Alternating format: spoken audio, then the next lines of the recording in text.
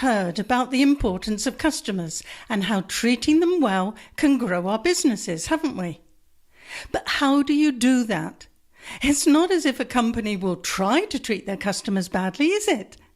But sometimes they do things that will make their customers really unhappy without even realizing it. They just don't think that much about their customers. They're too busy thinking about their businesses and their brands. And that's where adopting a customer-first strategy comes into play. Well, hi there. My name is Denise Drummond-Dunn, and I'm President and Chief Catalyst at C3 Centricity, a global consultancy.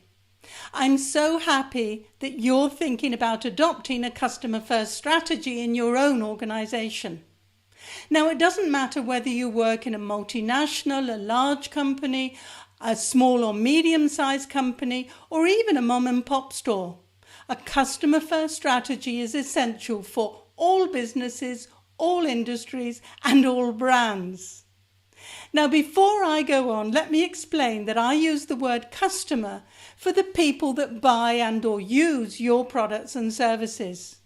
If you prefer to use the word consumer or client in your own industry, then no problem. Just replace customer by consumer or client in your head when I speak about them. You see, this is what my career of over 3 decades has been all about: identifying, understanding, and then delighting the customers of the organizations for which I've worked. And they are some of the best known household brands from some of the largest multinationals across the globe. But I'll tell you more about them and me in a future session.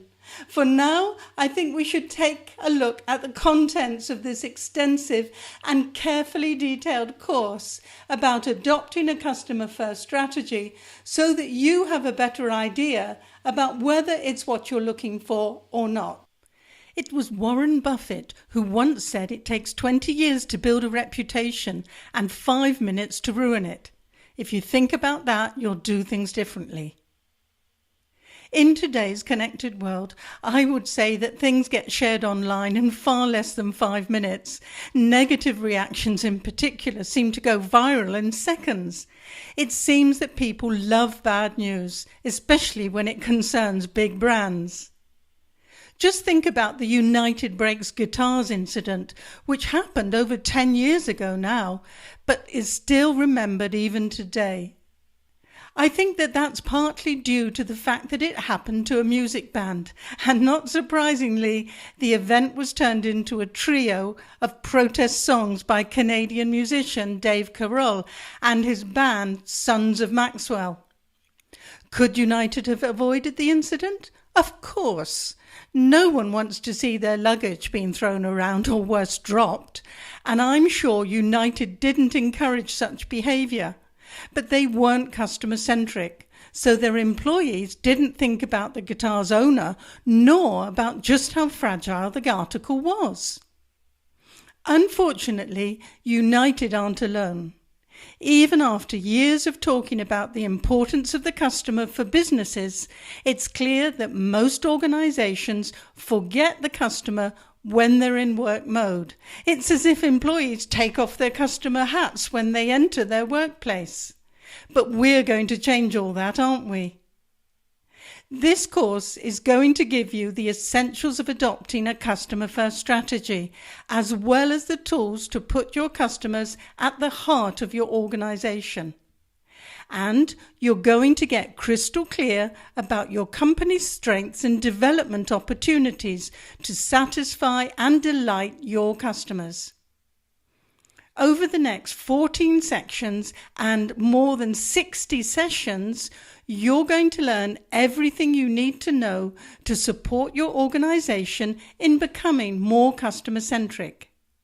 It's going to be a lot of fun, but it's also going to challenge you, your thinking and your company's processes. But in doing so, it will make you and your organization more customer-centric. It will also make your brands more appreciated and, dare I say, loved by your customers. Now on to the details of the course. We'll start by understanding why it is so important to adopt a customer-first strategy, especially in these days of reviews and ratings being shared online for all to see. We'll also look at the 4 foundations of a customer-first strategy, those of understanding the customer and then adapting the company, its brands and processes to not only meet but surpass the customer's needs and desires. In the 4 customer sections, we'll cover everything to do with your customers, from how you can choose the very best customers for your offer to how you can begin connecting with them. We'll review how you can actually involve your customers in your business on a day-to-day basis, before covering what changes you will need to make in your organization to fully adopt a customer-first strategy. And I'm sure you'll be glad to hear that we'll even cover how to upgrade your innovation processes for more success and speed to market. The next 2 sessions will cover everything to do with what needs to change in your organization, from your mission and vision statements to strategy development and business planning. The other sessions of the company section will look to the future and how you can prepare to be ready for whatever happens. Things are changing so fast these days that the only way not to get left behind is by thinking about possible plausible opportunities and threats for your organization. That way you have the foundation to act quickly should any of them actually take place. This is called scenario planning, and I personally am a big fan of it, although I despair with the lack of interest of most companies in preparing any. The next section, which is the longest, will cover everything to do with your products and services. We'll cover how you can actually involve your customers in your business, especially when it comes to innovation. After all, your customers may not know what they want, as Steve Jobs was once quoted as saying, but they can tell you what bothers them with the products and services that are available today. And they will also tell you what they think of your ideas.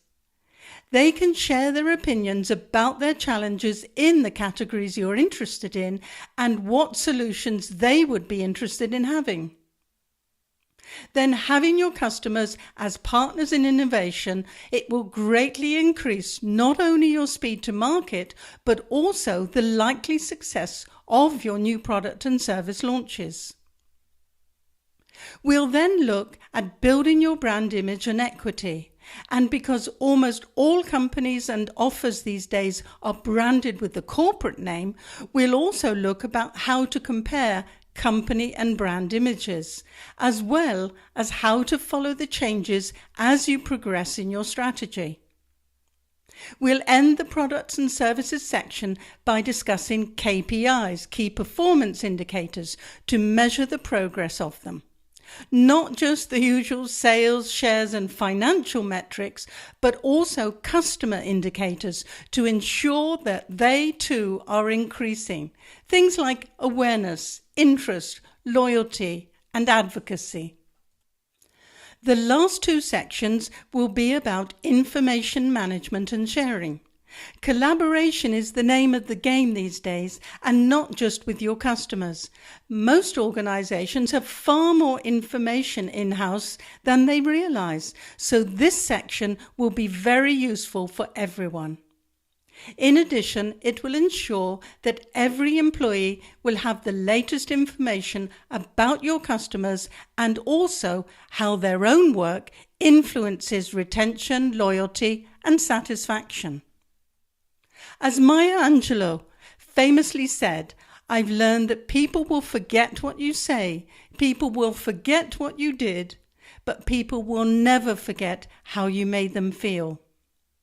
It's important to understand that it is only by making your customers feel differently about your brand that you will get them to change their attitudes and behaviors towards it.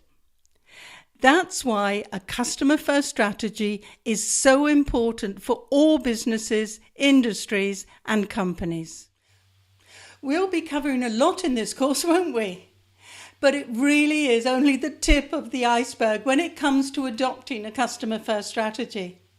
Now, as it's one of my passions, I could easily speak for another few hours on the topic if you let me, but I want you to start getting the benefit of what I teach as quickly as possible. So I'll be sharing the most useful and actionable ideas that will enable your organization to become more customer-centric very fast.